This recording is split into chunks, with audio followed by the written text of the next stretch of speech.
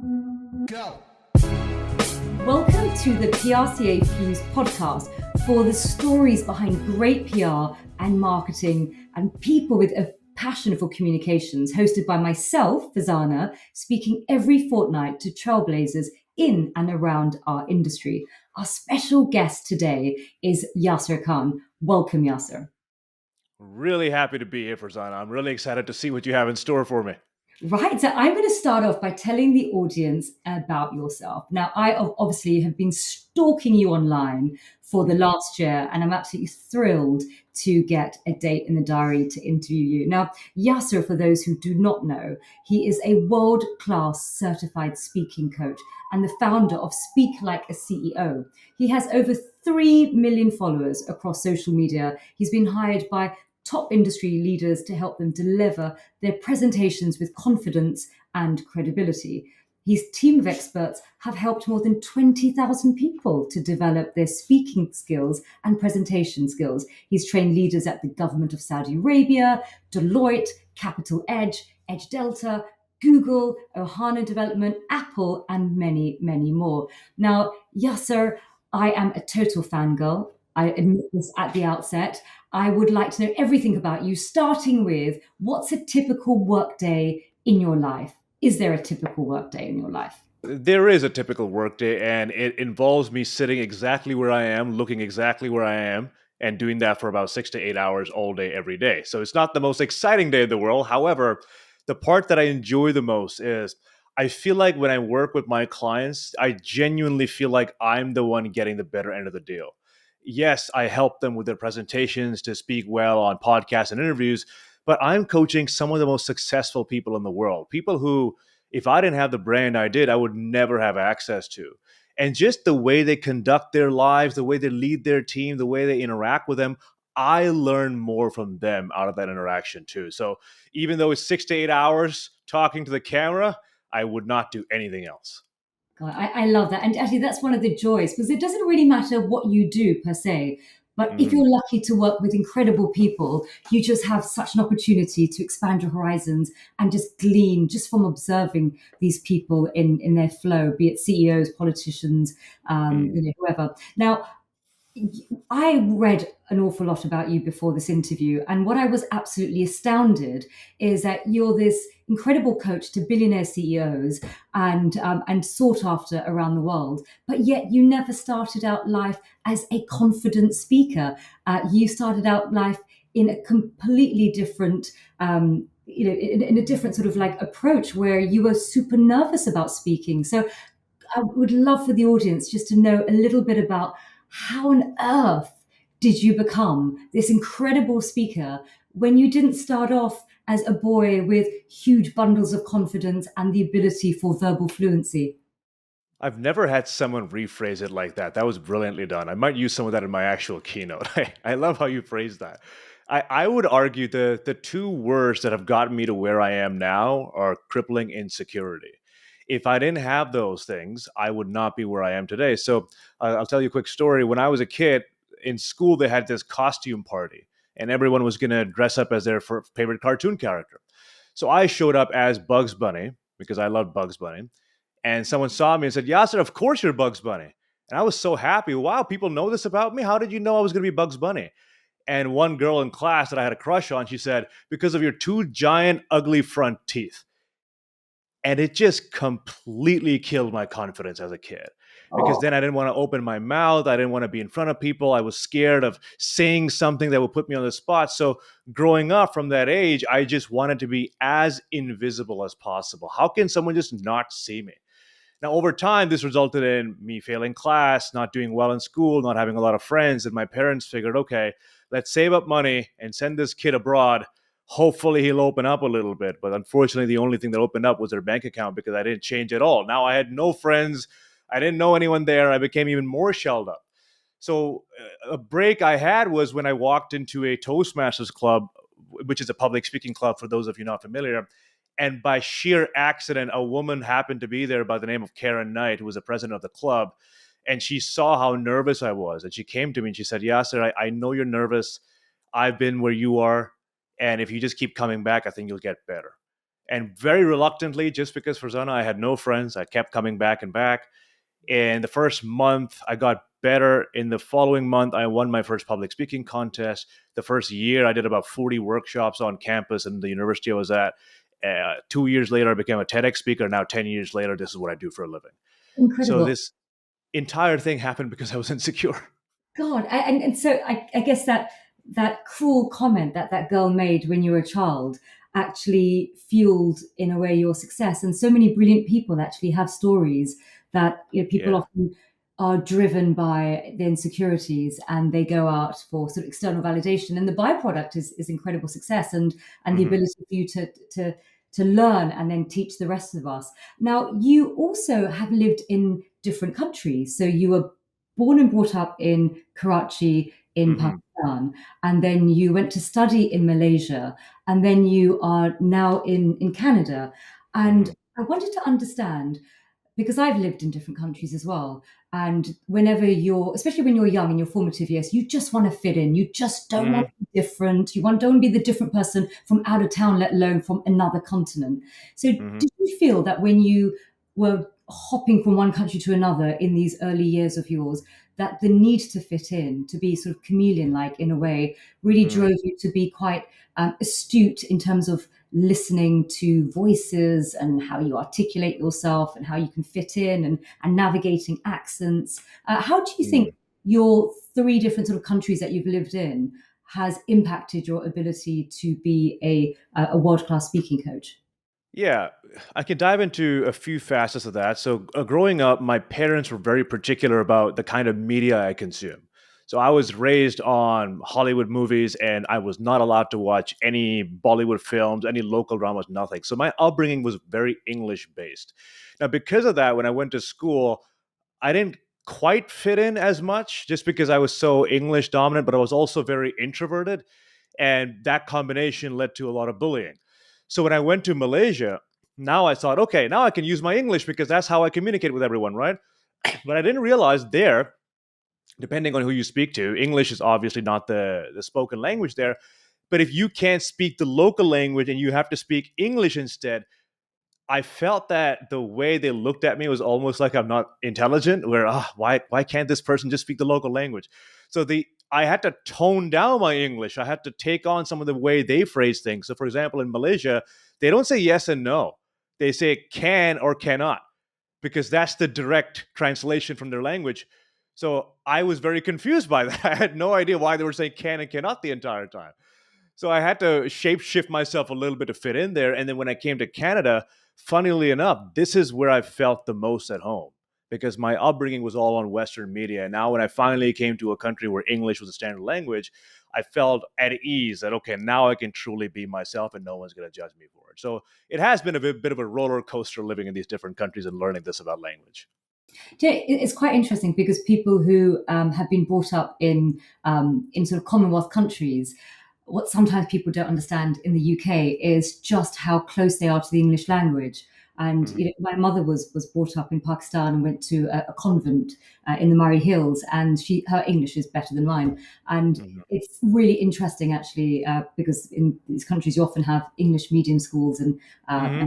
and and they actually learn the most incredible sort of like literature that actually in the UK schools we don't learn anymore. So it's really quite fascinating. Now, what I wanted to ask you is, where did your so you obviously went to Toastmasters, which is Hmm.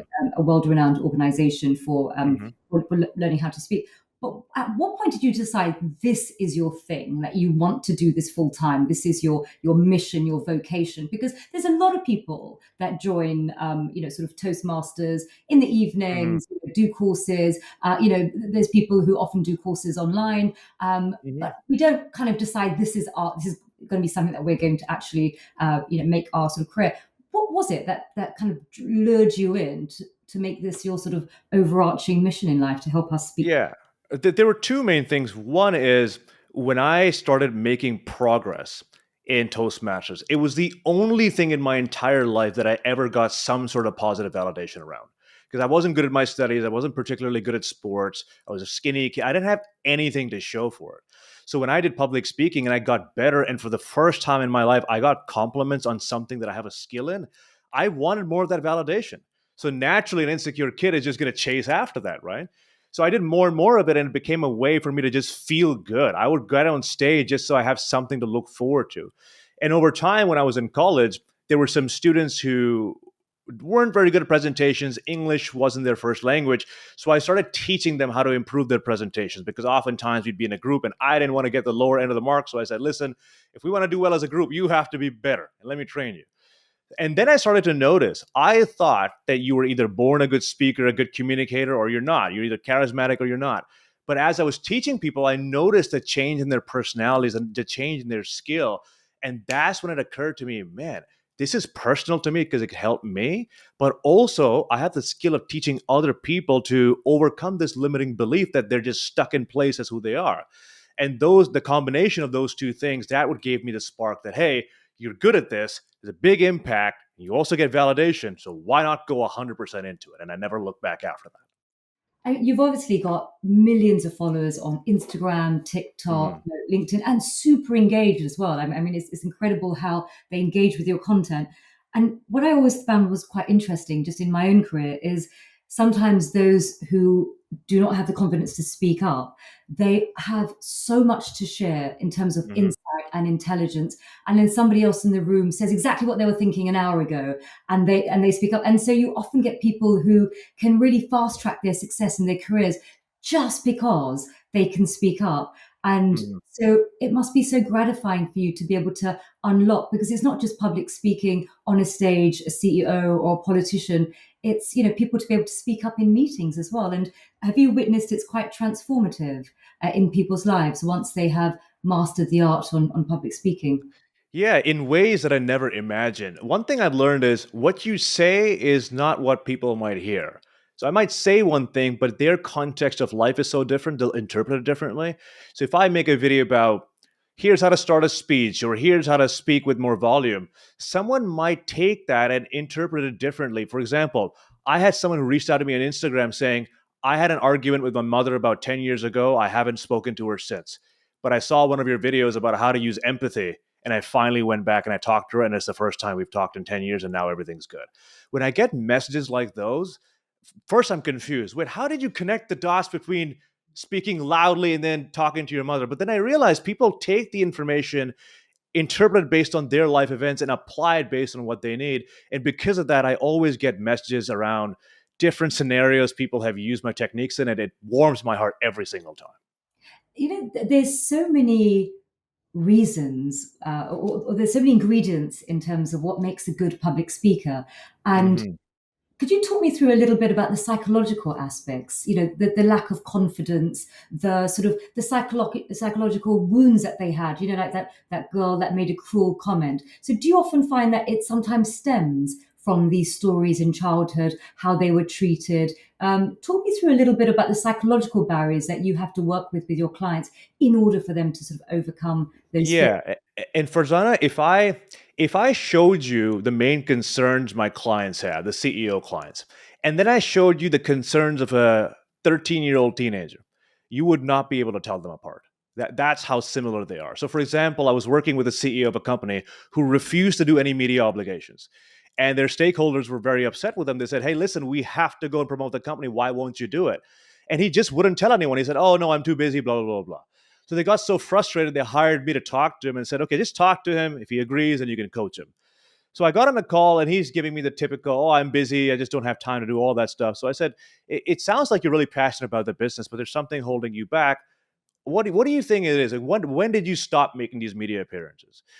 And he said when he was really early on in his career, someone made a comment in a meeting that he has a very high pitched voice, and because of that he's been very insecure about publicly speaking about his company. But that was very early on in his career, 30, 40 years ago, but it still sticks long term. So if most people don't understand the root of it, they just chuck it to the side and they never address it, and their concerns, they grow and grow and grow. So someone like myself has to come and pull this out of them. And I can tell you a million different versions of this, but it happens on more times than you think. So you really work with them on multiple layers. So, the sort Hmm. of the psychological underpinnings of their reticence, but also wanted to talk to you about tempo. I've Hmm. noticed that you have such a lovely sort of tempo, the way that you speak. When I Mm. get nervous, which is often, I speak really, really fast. And Hmm. for some weird reason, I blink a lot when I'm super nervous. And I just speak at a million miles an hour because I just want to get it done. And and somebody once said to me, when you speak really fast at a conference, it shows that you're just nervous and you don't feel that you deserve the space that you've been given.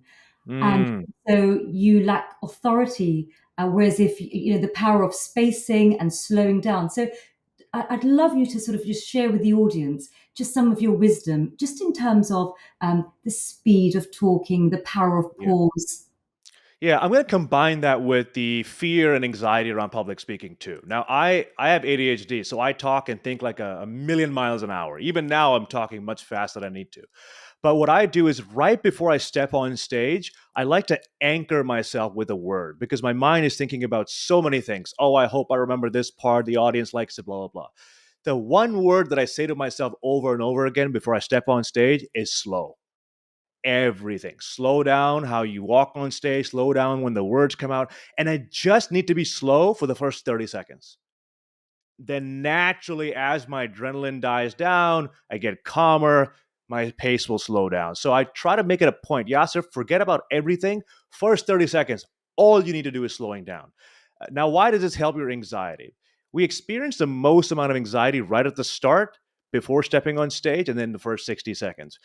I would argue that let's say you speak and your anxiety is through the roof. For most people, if they just allow themselves to feel that anxiety, the anxiety will start to decline. A lot like when you go to the gym and you lift weights and then you put the weights down, it's not as heavy anymore. With most people, when they start experiencing that anxiety, they get to the peak of that anxiety, now the brain kicks in. Why is this happening? Why am I nervous? Oh, I wish I wasn't nervous. People are looking at me. Now they start judging themselves, and their anxiety goes from here to here to here to here, and it keeps growing in a vicious cycle. So the way you stop that is you just say for the first 30 seconds, I'm going to feel anxious. I'm going to feel nervous. It's the natural response our body had. The only thing I need to do is when it reaches its peak, I'm not going to judge myself for it. I know it's normal. I will let it die down. If people can just allow themselves to go through those first 30, 60 seconds, slow themselves down, 90% of your anxiety will go away. So that is so helpful because actually, when you go on stage, you feel the anxiety, but it's Hmm. so helpful to just understand that it's coming. It's a little bit like if you're swimming in the ocean and you know there's a wave coming and you know it will pass, and it's so much sort of more calming than if it just hits Hmm. you out of nowhere and you didn't see it coming and you don't know how long you're going to be immersed for. So that is Exactly. wonderful. The other thing I wanted to ask is you do work exclusively with CEOs? Do you also work with politicians? CEOs are I would say the main clients I work with are CEOs and founders of companies. And then recently I've had the government reach out, and then we have some people in the government also. The phrase speak like a CEO, I want to emphasize like a CEO because I want people to speak with confidence, clarity, and credibility. And anyone can do that. It just so happens that the kind of people who reach out to me that tend to be CEO level or public figures, right? So my client portfolio would be CEOs, founders, and public figures. That will be the entire pool. And so, do you find that more men reach out to you than women because there are more male CEOs generally? I would say it's a 70-30 split. 30% would be women, 70% of them would be men. And also many of my clients are in the technology, cryptocurrency, Web3, and that I find to be very, very male dominated, at least from my experience. So from those, I would say it's like a 95% men, but across the board, I'd say 30% of them are women. And do you see any differences between coaching men and women when it comes to public speaking, or is it all entirely case by case basis? One of the clients who's had the biggest impact on me and my business is she's the founder of a company called Lumi Deodorant. It's a full body deodorant for women. Her name is Shannon Klingman. She is the most selfless, the most energetic and passionate person that I've ever met. To the point where, Farzana, I was so full with clients that I couldn't take her on. So I was actively trying to get rid of her. I said, listen, I can't really do this. I'm really full. And she said, Nasser, I've watched your videos. I want to work with you. What's it going to take? So in an attempt to just get rid of her somehow, because I didn't know how big the brand was, I just said, hey, do you know I charge $5,000 for my service? And she said two words, Farzana, that I will never forget. She said, that's it? What do you mean? That's all you charge? I thought you were the best. And she proceeds to lecture me about how I should be raising my prices. And she said, Yasir, I was ready to pay you $25,000. And she was pouring into me endlessly. And it's because she believed in me more than I believed in myself that I'm where I am now. So I would say some of the people that have had the biggest impact on me are the women that I work with. She I sounds couldn't incredible. be I think you should be paying her. honestly, I should be paying all my clients. Really. Don't um, tell them that. so it's the other thing I wanted to also ask is obviously CEOs have become increasingly visible, Right. mainly because of stakeholder capitalism. You know, in our industry, we're very aware that we're always trying to push the CEOs and the C-suite into Yeah. more public speaking, using video as a format on social media in order to Mhm. really connect. Because especially with millennials and Gen Z, when we analyze the data, it's increasingly they're looking for CEOs to be not only visible but also take positions on quite thorny situations and in Mhm. order to really articulate their values.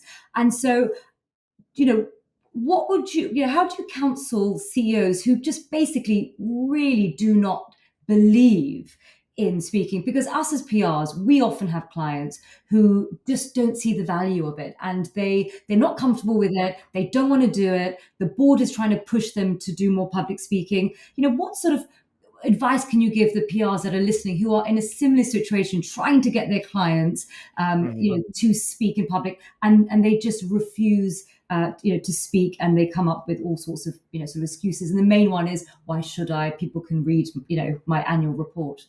Yeah, so two things. One is when I started making videos online, I got so many negative comments about my looks and I'm Indian and I shouldn't be talking about English and all of these types of things. And I was so discouraged by it. And this was very, very early on that I didn't really want to do it. And it was my girlfriend who said, Yasser, you have to prioritize purpose over pain. Purpose over pain, meaning, can you go through the pain of being judged by other people if you are strong enough in your purpose? And without her saying that, I don't think I ever would have done it. So, for founders, first of all, I would say, do you want your message to get across to other people? Is it important enough to share? If not, then why are we doing what we're doing? If it is important, don't you want everyone to know about it? Your purpose has to be stronger than your pain. The other thing with people is my job with CEOs is not to do these hourly sessions with them. My job is to know their behavioral patterns better than they know it, better than their wife knows it, better than anyone on the planet knows them. So when I ask them certain questions and they start scratching their nose all of a sudden, or hey, yeah, so here's an I need to know those patterns. When they go on TV interviews and someone asks a specific question and then they all of a sudden become nervous and start rambling, I need to know all of that. So many of them are afraid of being judged because they don't know how they're being perceived. What I do is I bring them a silver platter and say, this is how you're being perceived. Let's fix this, this, and this. So we make sure when people see you, this is what they see. And they like that idea because they're trying to hide. And if they know they can bring their best side out, then they're a lot more likely to do it. And that's the conversation I have with them before I start working with them. Well, that's actually a really good approach because they tend to be very solution orientated, Hmm. and all they need to know is that there's a coach who specializes in this. So do you often record them and then sort of watch it back with them and point out? Yes. Because sometimes people lack self-awareness and then Yeah. and they don't know how they come across. And as you said earlier, you may think you communicated X, but actually the audience received Y. And that's the Yeah. same. Well, yeah. I had a client who would refuse to do any podcast interviews without the script being in front of him. And he would say, oh, I do a pretty good job. I can just read it and people can't tell. I said, okay, no problem. I recorded it and then I showed it back to him. And I said, I'm just going to play this on mute. Just with your eyes, can you tell if you're reading from a teleprompter or not? And sure enough, he said, man, in the first 2 seconds, I could tell. So this is the challenge. Most people don't have that level of awareness, and this is after they've done all the TV interviews, all the podcasts. By the way, they won't go and watch it back, so I have to force them to do it. But the moment they see themselves doing it, they said, "Okay, Yasa, you're right. I get it. Let's do it." And do you also work with CEOs and leaders on body language, a Oh yeah, posture, and also, often it's like when you're standing in the middle of the stage, what do you do with your hands? and then all of a Yeah. sudden you become conscious of your hands, and and you just sort of end up as if you're like in the military, really stiff. So what sort of areas do you work on with your clients around body language? Yeah, it's a 360-degree approach. And because so many of them are doing virtual presentations, they don't have the entire setup that they need to have. So they'll have a webcam, the webcam is going up their nose, and they'll have their giant hands right in front of the camera, and they'll be doing all this. And you have to position them in the right way with this. They look like they've done this before. Because if you're making all these errors, especially as a startup founder, it shows you don't have a lot of expertise. So I have to fix the setup for them. Another thing they'll do is many people give away their confidence and or their lack of confidence before they even open their mouth. So let's say someone's asking a question and they haven't memorized that specific question, which by the way, I would never advise anyone to memorize it, but many people do that. So before they even answer, they start squirming in their chair. Yeah, so with our company valuation, right away they've lost credibility. So I have to show them those things. Hey, slow everything down. Don't move. When you hear the question, completely stable.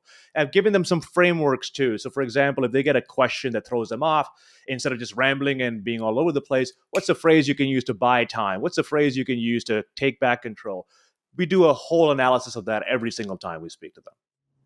That is so good, and actually, that's the way we train politicians as well. Is how Mm, to have a bridging response. If they don't quite like the question going in, it's like how do you create a bridge and segue to something that you yeah. do want to talk about. Unfortunately, they make it so obvious that it just annoys the journalists. Yeah, yeah, politicians are champions of this, right? I can't speak to this, but what I can say is that you'll see this a million times everywhere. Yeah, but sometimes it really does erode trust, because then of course they artfully manage to deflect the question, but Yeah, then their credibility just plummets. So 100%. it's And especially, I can see why politicians try to do it just because they don't want to get pigeonholed. But if you're a CEO representing a company, you cannot dodge a question. You have to address it. And there's smart ways to do that because a lot of times you don't know the answer, but you can't say I don't know, the phrase I don't know. And there are more intelligent ways to say that. So we train them in the vocabulary for that. And what, in your opinion, is the definition of a great public speaker? Is it Mhm. about the speaker, or is it actually about what the audience takes away? When I started, I thought if I have no filler words, the best body language, and amazing voice, I'm a great public speaker. I was once asked to do a presentation on overcoming your public speaking anxiety. I spoke to a group of students about it. And afterwards, this one person came to me, Yasir, wow, I'm stepping on stage right after you. I'm so nervous. Your 17 points are exactly what I needed. It's like, great, amazing. I went, got coffee, came back, saw him step on stage. He was holding his notes, and I could see him visibly shivering. And then he started talking and he was mumbling and just stuttering on his words. And eventually he just hit a word that he couldn't pronounce. He put his clicker in the lectern and he walked off stage. And I went after him afterwards and I said, hey, what happened? And he said, Yasser, I just got nervous. I don't know what to say. I said, you were there front seat when I talked about the 17 ways to overcome your public speaking anxiety. And Farzana, he said something I'll never forget. He said, I just couldn't remember. I couldn't remember. And in that moment, I realized if you want to be valuable, you have to be memorable. You can't just be a good public speaker. You have to be a memorable public speaker. You can have all the filler words in the world, no gestures, no body language. But if people remember what you said, that's what makes you a good public speaker. And you mentioned, how to deal with anxiety when you're on the stage. Is the Hmm. first thing is to understand that it is, it's a wave, and it will come and it will go, and you can be conscious of it, and slow Hmm. yourself down in the initial 30 seconds. But what happens when your body, you often are in sort of fight or flight mode, Hmm. and you just freeze? What strategies do you teach your clients to overcome ultimately biology? Yeah, I've had most people in my experience had this happen because of self judgment. They put other people's judgment, they project other people's judgment. So people would say this, people would say that. And it's that endless vicious cycle that kills them. I used to have this too, where I would almost have a panic attack just getting on stage. And a coach of mine gave me advice that was just so powerful for me. He said, whenever you get these thoughts in your head around, hey, you're going to fail, you suck, you're not good at this, I want you to label those thoughts as if there's someone in your head with the sole job of sabotaging you. That's all they're there to do. And you give them a name. So I gave the saboteur the name of Bob. And I'm sorry if you're a Bob listening to this. I'm sure you're an amazing person. But if I'm getting the thought, oh, you're not going to do well, you're going to stutter, blah, blah, blah, I would recognize, oh, this is Bob trying to throw me off. It takes a bit, but then when you learn to compartmentalize your thoughts, one of the thoughts are from Bob, the other ones are the reality, it calms you down on stage. And even as you're speaking on stage, you get that thought, hey, he's looking at his phone, he's not paying attention. Oh, is Bob trying to throw me off again? You train yourself not to believe those thoughts. That's what's really helped me in the long term. That's so useful, because actually so many of us have this sort of, I call it negative Nancy, in the mind, who's There you go. That's the name, Negative Nancy. right, always, always just there, and it's really hard to silence, that voice. Yeah. And but actually, when you become conscious that actually it's imposter syndrome, or it's Mm. negative rumination, and so therefore, do you learn quite a lot about psychology and neuroscience? And has your sort of, your exploration into these fields have really helped you come up with, because I was on your website just earlier, and you have these two incredible courses that I'm particularly interested in. One is a sort of beginners, and one is more sort of masterclass. Mhm. But did you use a lot of your sort of learning in psychology and neuroscience in order to create that course content for, for those people who want to improve their public speaking? I'm lucky enough to have hired people who have that experience, so I don't have a PhD in neuroscience or anything like that. My main concern is how can I make someone feel confident in the words that come out of their mouth and how they present themselves to the world? Because I had that issue growing up. Who do I need who can help me with that? So one of the people that I work with, Craig Valentine, the 1999 world champion of public speaking, he taught me how to speak in a way where you can get people's attention. Then I spoke to Chris Williams, who used to be the VP at Microsoft, VP of HR. So I understood the corporate dynamics. So if there's an area that I don't understand, I will find experts there. I will consult with them. And then I will use the mix and match of what I've learned to create my own version of that. So because I've had the unique privilege of working with people just at the very top, many public speaking things don't apply to them. So if I gave someone an advice in high school and I gave the same advice to someone at their top level of their company, there are a lot of nuances there. So yes, I collect as much as I can, and then I go and I make it specific to the client that I'm working with. That being said, where I learned the most, a lot like in any consulting job, or especially if you're a lawyer, you get these really technical cases that you haven't really worked with before. And it's a new challenge. Then it forces me to look for the solution, try different things, and see what works. And many of my formulas and many of my teachings have come from that specific experience, that specific problem with that specific CEO. And Yasser, one of the things I wanted to talk about was pitch in terms of Mm-hmm. voice. So, it's quite famous here in the UK. Is Margaret Thatcher used to have a very high pitched voice when Mm-hmm. she started out in politics, and her PR advisors they came to her and said, you actually annoy other people when you talk. And, Yeah. and people actually tune you out because your pitch is too high. And so Right. they brought in a voice coach in order for her to sort of to lower her pitch in order to therefore sound more authoritative. So Mm-hmm. do you often come across some of your clients where you have to work with them in terms of pitches? And is it true that a lower pitch commands more respect or conveys more authority? Yeah, I have seen if you have more of an authoritative voice, you are just taken more seriously. I find so I'm not a vocal coach, just to be completely transparent. I hired vocal coaches myself, but what I have seen is that if you just end your sentences on a more flat tone, people just take you more seriously, even if you have a naturally higher pitched voice. So, for example, if I talk like this about the things that I do and I work with these clients and I'm really happy that I can help them, just the way I'm saying this at the end of each sentence, I'm almost questioning myself and I'm not really sure. If you just learn to speak in a matter of fact way, where I work with these clients, this is what we do, this is the result we've gotten. I can say the same thing, but because I land at a more flatter tone, you'll take me more seriously. That's more of what I work with my clients on. The vocal, if they have a pitch issue or their voice is a concern, I usually tell them to go to a different expert.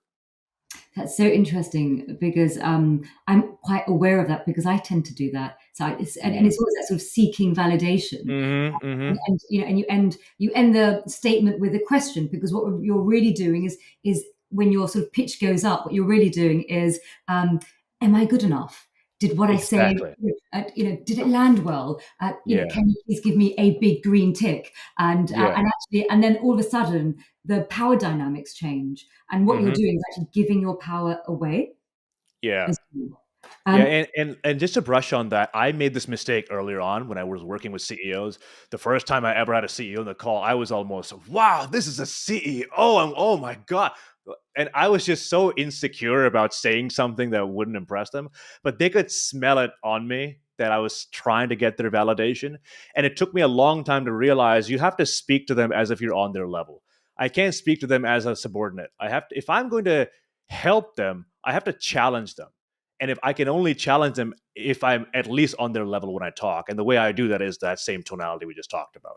and when it comes to that sort of same tonality, it's quite interesting because some people aren't necessarily conscious Mm-hmm. of all of these sort of of these giveaways and telltale signs of of Yeah. lacking confidence, and the other, but on a subconscious level we pick up all these signs, and so much of one's career trajectory can actually be influenced by the way that you communicate in a way that you're not subconscious, that you're not conscious of, and the other person's not conscious, but on a subconscious level there Mm-hmm. is there's a judgment that's happening. And when Exactly. you and sometimes people say that you make decisions on who you work with and who you don't, and who you promote and who you don't, based upon rational, but often sometimes the rational just really justifies what they're feeling about the person on the subconscious level.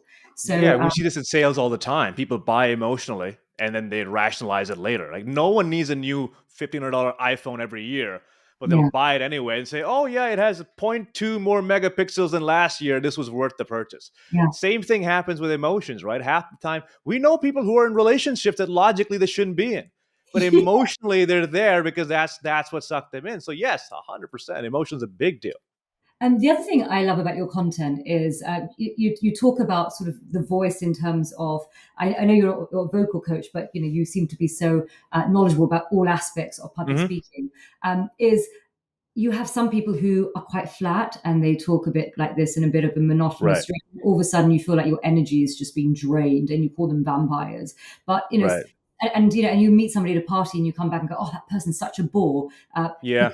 because they, and actually they could be the most fascinating person speaking about a really fascinating topic, but just with a very flat delivery. There's something very sort of energy draining about that. I just want to know from your perspective, do you think people are just born? Some people are born with a bit of an undulating voice, and others are born Mm. with a flat. And your work is to make them conscious of the impact that that has. I found that we learn these behaviors very early on from the people we're around. If your parents were very outgoing, loud, you're more likely to be that way as well. With many of the technical founders that I work with, they often have a very matter of fact way of speaking. So they'll say, "This is our product, this is how many terabytes, X, Y," and they're extremely logical. And one of the things I have to tell them is, if they feel it, they believe it. So your job is to make people feel something when you speak. You can say all the right things, but if they don't feel anything, they won't believe it, because oftentimes they'll announce a new product. "Hey, we're really excited about this brand new update that we have for our project." And it's just, you're not excited. Why should I be excited, right? Regarding your question about are they born with it, for 90% of my life, Farzana, I talked exactly like that. Very monotone, very matter of fact. And if it wasn't until someone recommended me going to an improv comedy class, and I just did not want to do it, but they said, "Yasir, you're so boring. You have to really develop your character." So I went there, and my instructor, a guy by the name of Tom, he was teaching us, okay, here's how you play a character, here's how you change your voice. And the entire time I thought, this is just so fake. This is not me. I don't want to play all these characters, do these silly voices. I'm this serious macho guy. I don't want to do that. And my instructor got so frustrated with me. He said, "Yasser, you keep saying you want to be authentic. You're not being authentic. You're just being automatic. You're doing what you've always done. And you keep saying, I want to be the real me. But let me ask you this, is this the real you, or is this the you that you're used to?" And that just blew my mind. Is this the real you, or is this the you you're used to? So we've spoken a certain way our entire lives. We've just played the one string on the guitar our whole lives, and now we need to experiment with everything else that we can do with our voice. And yes, that leads me to authenticity. And that is an area that PRs often champion. They often say, well, the most effective communications is based upon authenticity. Hmm. Um, you know, is it considered inauthentic if somebody all of a sudden is coached and then changes their tone and their body language and do some of your clients think, oh, that's being inauthentic, or do they All actually the time. embrace it? There is so much resistance, Rosanna. If I give them anything new to try with their voice, with their body, oh, this doesn't feel natural. So two things there. One, if it doesn't feel uncomfortable, it's not working. It has to feel uncomfortable. That's how we know you're doing something different. So I'll tell them before, hey, listen, I'm going to ask you to talk louder. In your head, you will feel like you're screaming, but I guarantee you it's not going to come across that way. And then when they watch it back, they'll say, oh, actually, it sounded better and it didn't look like I was screaming. So, yes, that's one area of it. The second one is if you are talking to your kids and you're talking to your clients and you're talking to your parents, do you think the way you would speak, your tone of voice, the words you use will change? Obviously, depending on the setting. So, are you being inauthentic with your kids? Are you being inauthentic with your clients? No. You just know which parts of yourself to amplify in which specific areas. So, with the same thing when public speaking and podcasting, which areas can we amplify? Because if you can do it, then you have the ability. It's in you. I'm not giving you something you don't already have. So, we need to broaden this definition of authenticity. It's not just what I've always done, it's I can do it, and therefore I will do it to enhance my communication. Do you know, I was reading in the newspaper the other day that dogs have trained their human owners on on how to speak slower to them. So the way Mhm. that we speak to our dogs actually is very, very different, and our sort of like cadence changes. And so Yeah. I thought that was quite amusing. The other thing I wanted to ask is, in PR, what we often sort of do is when we approach a piece of work, we sort of think about the target audience in mind, and we Mhm. think, what do we want them to think, feel, and do? Right. And often for those of us who've got very technical clients, such as yourself, Mhm. B2B tech and so forth, it's very kind of jargon filled. And so sometimes the sort of think, feel, do gets lost because actually what they're talking about, is quite technical. So do you often sort of advise, clients and this is a takeaway for us and our listeners, Mhm. do you think it's best for them to really not be so sort of highly technical and full of jargon and show how impressive they are in terms Mhm. of their knowledge and their capability? Do you advocate them to sort of dumb it down a little bit? I mean, obviously it depends upon the target audience, but Yeah. sometimes I go to conferences and people sort of speak in such a technical way that I don't know if I've got ADD, but I just switch off. And then I'm like looking at dog videos, on Instagram. And Yeah. I'm like, it's really bad. I should really be focused on what the speaker's saying. But Yeah. I wanted to touch upon that is how technical and should we be going, or should we be just very light sound bites? So this is something that I tell my clients that they don't want to hear. I'll say, this is what you want to talk about. This is not what they want to hear. Which one would you rather focus on? And 9 times out of 10, they realize that question. Okay, I want to focus on what they want to hear. Okay. Do you think your audience will understand half of what you're talking about? If the answer is no, why are we talking about it? Right? One of the best quotes that my coach Craig Ballantyne told me is, I'd rather teach them 3 things they remember than 10 things they forget. 3 things that remember, then 10 things you forget. So, how can you only focus on the things that people can take away from that and repeat to other people? And this is the filter I want everyone listening in to prepare presentations with. When you speak and tell stories, give analogies, metaphors, whatever it is, can someone listen to you speak, remember it, and then repeat it to someone else? If the answer is no, 25 minutes after you stop talking, they will forget it. The next day, they'll have no idea who you were. It's in your best interest to tone down the technicalities of it, add some more storytelling in there, add some emotion in there so people remember it themselves and then share it. Not only does this help you as a public speaker, but it also helps your brand because more people can talk about it. You see this in investor pitches all the time. If someone wants to invest and they want to go back and tell their fellow investors and they can't describe what you said in the pitch, how will they repeat it? How will they remember it? So make sure whatever you say on stage, it's understandable and it's repeatable. That's how you make sure it's memorable. I think the repeatable is really interesting because that's actually the legacy of the Hmm. talk. That's what gets seeded into the conversation economy. That's what gets passed around. So it's really Hmm. giving the audience something that they can carry and take out of the room, and for it to have a life beyond the room. And I Yeah. think that's really, really interesting. I mean, I go to a lot of conferences, and sometimes I find people who are giving a talk who are so insightful and incredible and intelligent, and I've been following them for years, their work, Yeah. but I just switch off when they talk. And then there's others who actually don't have, who perhaps have 1% of the brilliance as the other Hmm. speaker, but they actually just give one or two nuggets, and I remember them. And so you're absolutely right. Yasser, do you think that people are really struggling with memory recall because our sort of our sort of attention span is reducing because of social media, or do you think Hmm. actually this is just the way the humans take in information, and we Yeah. can't load ourselves? I mean, is there is there a trend happening that we have to increasingly, like, not dumb it down but simplify Yeah. sound bites? What's I think for me, this was a great cop out that, hey, everyone's attention spans are lower. That's why no one's listening. But the same people who will tune out in your presentation will then go binge an entire TV show on the weekend. So no, attention spans are not an issue. We just don't know how to keep their attention long enough, and that's the challenge with most people. If I ask the average listener here, tell me about the last presentation that you listened to and what it was about, they cannot tell me for the life of them. But if I said, tell me about the movie you watched when you were a child that really had an effect on you, they can go back 20, 30, 40 years and tell me. So what's the difference there? The difference there is story, imagery, and emotion.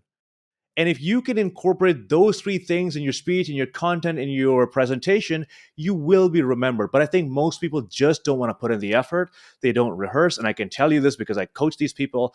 The way people prepare for a presentation is, this is all the information I want to give the audience. Here it is on a slide deck. Now I'm going to show up on stage. Here, take all this information and good luck remembering it. I did my job. And they'll step off stage. So instead of, this is what I want to say, this is what I want the audience to remember. When you just change the frame of that, all of the contents of your presentation will be very different because now you're making sure people remember it. Would you want to listen to a presentation that you will not remember the next day? Probably not. And guess what? Neither does your audience. And that's quite an interesting question for our audience to ask themselves. The Mm. last time you went to a conference, what do you remember? Who do you remember? Uh, Hmm. and do you remember something they said? Do you remember how they made you feel? Do you Hmm. remember an image on their presentation slides? You said something really interesting. You said sort of three pieces of sort of building blocks to good public speaking, and you said one is storytelling, the second Hmm. is imagery, and the third is emotion. And I wanted to Hmm. just break that down a little bit. So, story. Why do stories resonate? We're obviously storytelling animals. What is it about Yeah. story? And how would you describe what storytelling is? It's a word that's bandied around. And, Yeah. sometimes people think stories is like, I know, Disney's Cinderella. I mean, how do you bring storytelling into the corporate world? Yeah. So the benefit of stories is that it's easier to remember for you, and it's easier for the people who are listening to remember also. So it's a lot more repeatable. So if I ask you, hey, have you watched the last Batman movie? What happened? You can just tell me because it's a sequence of events. It's a story. But if I gave you 10 bullet points to remember, you're not going to remember them because your brain has no emotional reason to remember it, right? So when you have a story, and by the way, there's a difference between a story and a sequence of events. Many people think they're telling a story. They'll just say, yeah, we had a product, we got the funding, and we made the product, and the product's launched. That's not a story. That's a sequence of events.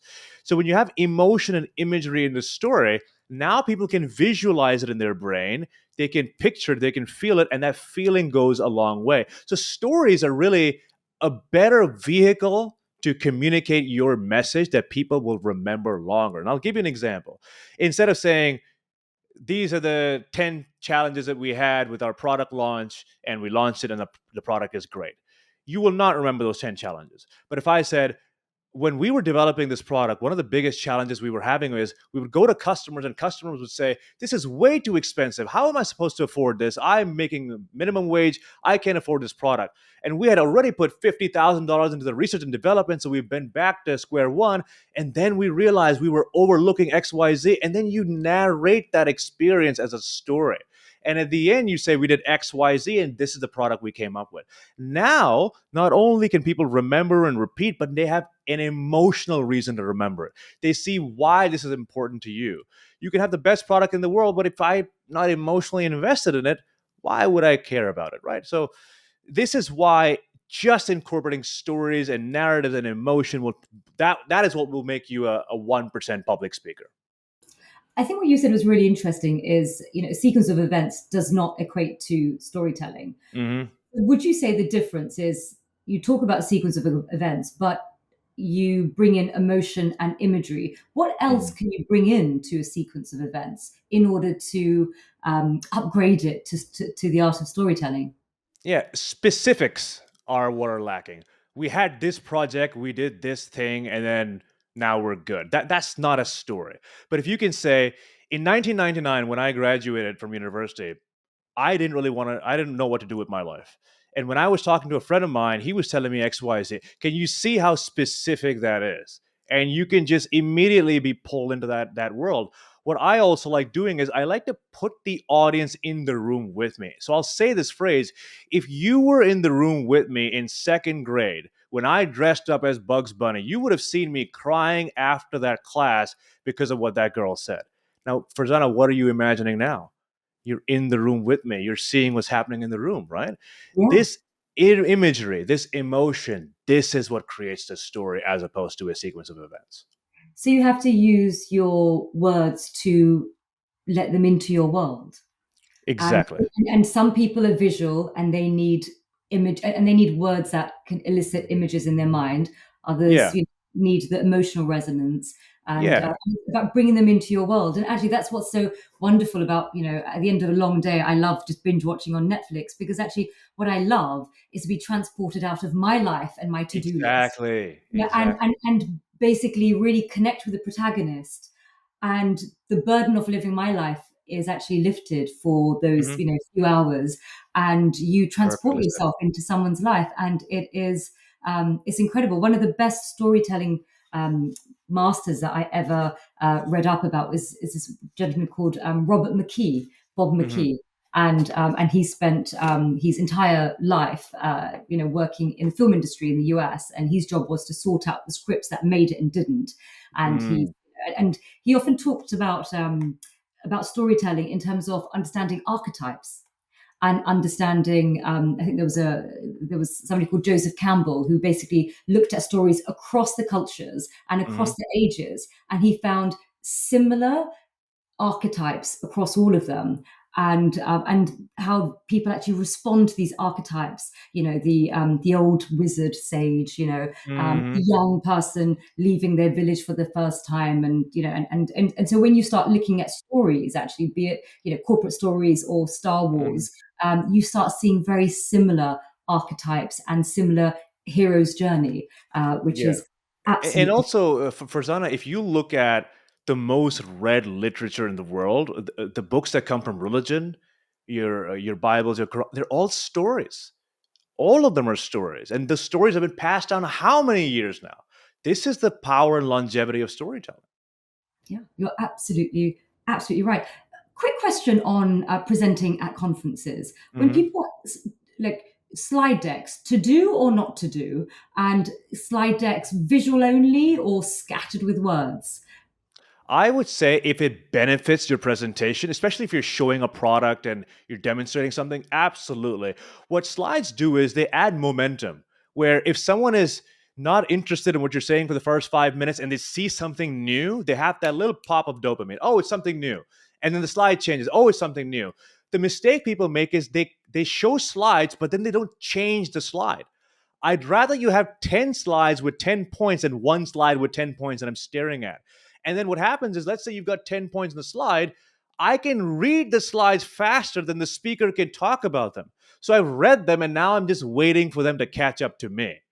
So then I'm a little impatient. I'll zone off. So instead, add momentum and just don't read off the slide, because if you're going to read off the slide, you could have just emailed it to me. I didn't have to be here listening to you. So yes, you can absolutely use visual aids. Do you think it's terrible when people speak and they are speaking from papers like this, or a teleprompter? Do you feel there's a leakage of energy that happens? It's very context dependent. If you have to say those words in that specific way, and being in PR, you probably know this, the language can be very important for legal reasons. It's completely okay to speak from the notes, as long as you can look at the notes and look back at the audience, and then look at the notes and look back at the audience. If you're just narrating it, then it's a little bit difficult for people to resonate with you. Now, Yasser, before we move on to our closing section, I Hmm. wanted to just ask you a little bit about how the hell did you build 3 million followers? My God, in Yeah. 2 years. And because you're obviously this incredible, world class public speaker, Hmm. CEOs of billion-dollar companies and all that. And Yeah. yeah, but you also have mastered what millions can't do. How on earth did you grow so quickly and so fast? A part of that I feel like goes back to that validation, because every time you put a video out, you get someone watching it, liking it, commenting, it feels good.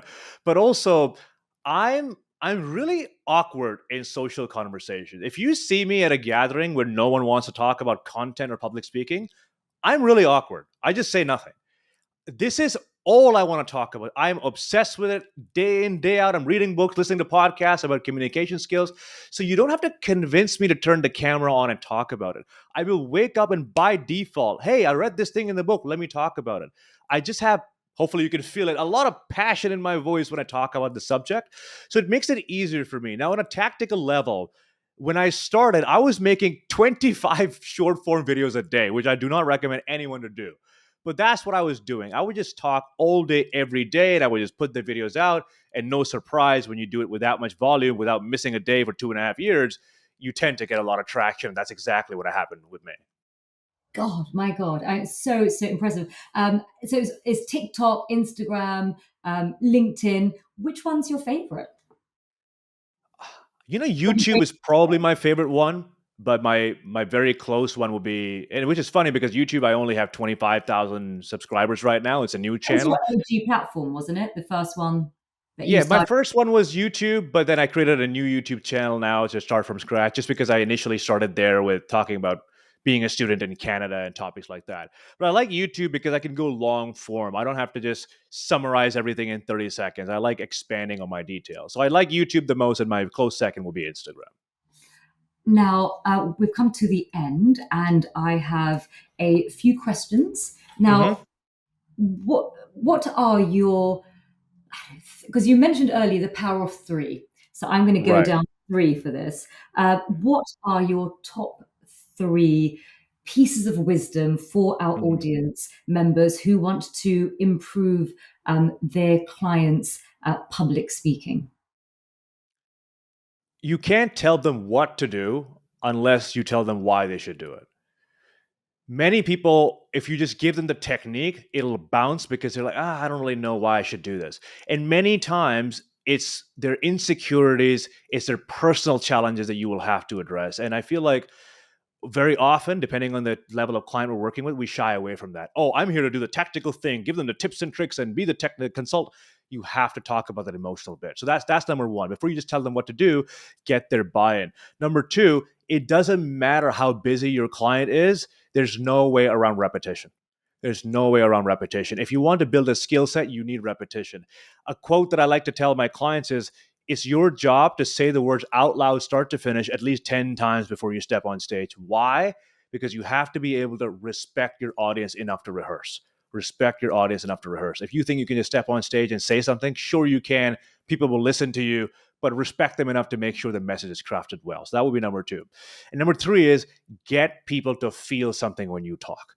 That's a very important one, because you can be the best public speaker in the world. You can be sharing a groundbreaking product, But if no one remembers it enough to feel it and share it, what is the point of you being an amazing public speaker? What is the point of the interview? What is the point of taking the time out of everyone's day to listen to you? So focus on the feeling, because if they don't feel it, they don't believe it.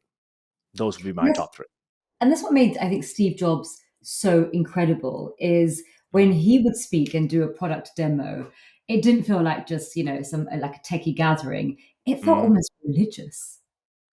And this is a man who is an owner of Pixar, so he believed in storytelling. Mm, He would start yeah, almost every one of his keynotes with that. God. Now, this is going to be a difficult one. Who is the public speaker um, in the public eye, living or no longer, that you admire the most, past, present? Oh, that's an easy one. It's a fellow by the name of Craig Valentine, who 1999 world champion of public speaking. When I was getting into public speaking, I would watch his training on repeat over and over and over again. And now I'm in the position where I've partnered with him and he's my coach regularly and we talk every single day. So, in my opinion, he's the best public speaker I've ever seen and one of the best trainers as well. What is it about him that makes him so great? He's got, first of all, he won the championship on his first try, which is extremely difficult to do.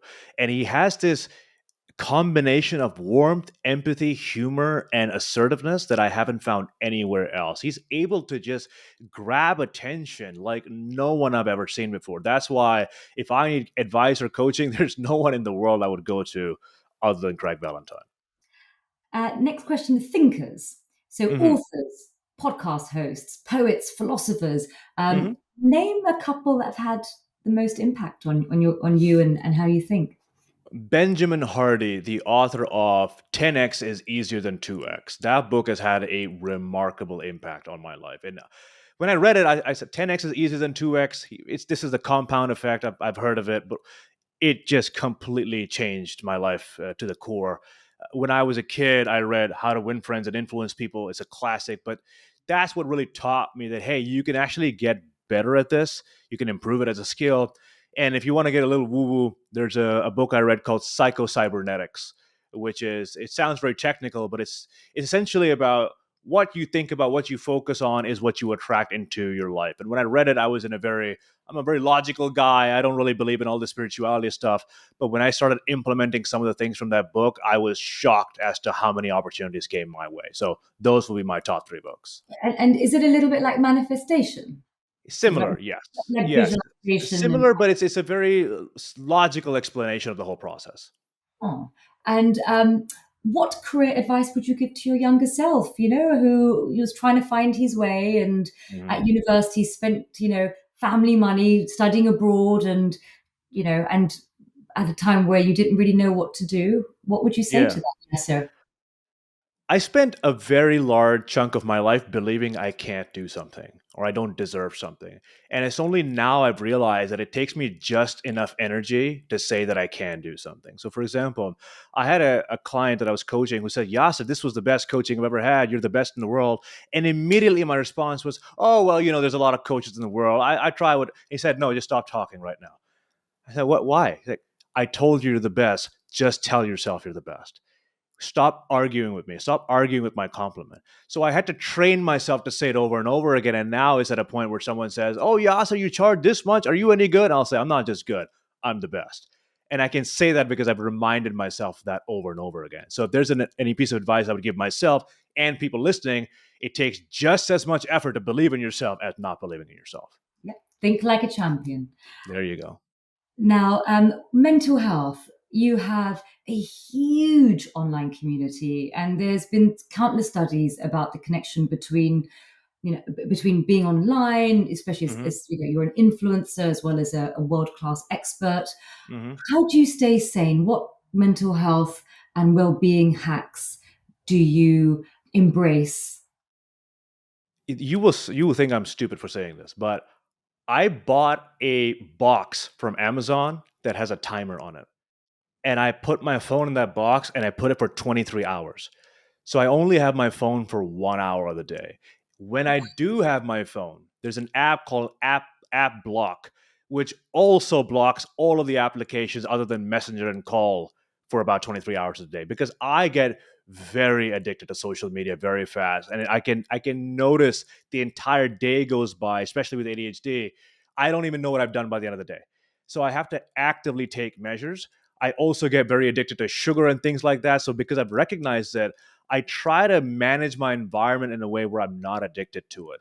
Another rule I've made with myself, two rules actually. One, I never read the comments, because even if there are 40 good comments and one negative comments, I've noticed it really affects my day and my mental health, and I don't want to be a part of that. So I've hired someone to read the comments and summarize it to me, because I don't want to miss the good ones, right? And number two is, when I am using social media, I have to be intentional with it. What are you logging in to do? Are you going to watch a specific video? It must not be randomized. That way I can control my schedule. And it's had a very, very profound impact on my mental health for the better. God, that is such good advice. And I'm going to order that box for my 16-year-old daughter, or she may unfollow you as a consequence. Yasser, thank you so, so much. It is such an honor for us to have you on this podcast.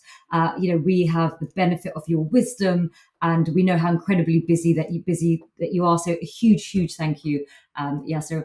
Now, for those who would like to know more about Yasser, there is a website, Speak Like a CEO. I have been on that website. There are online courses. He is incredibly busy and very difficult to get as coaching, because he's booked out for months, probably years, but also speaks at conferences and speaks with teams as well, and such a perfect guest for the PRCA. As PR agencies, we are always looking for incredible coaches to really persuade our reluctant CEOs to go and be more public. So thank you again. Now, I also wanted to say to our audience, thank you for listening. You can find this episode on the PRCA's YouTube channel, on Spotify, as well as on Apple. And if you like what you hear, please do share so we can grow our community. We publish interviews every 2 weeks, so stay tuned, and we have some more inspiring storytellers in the pipeline.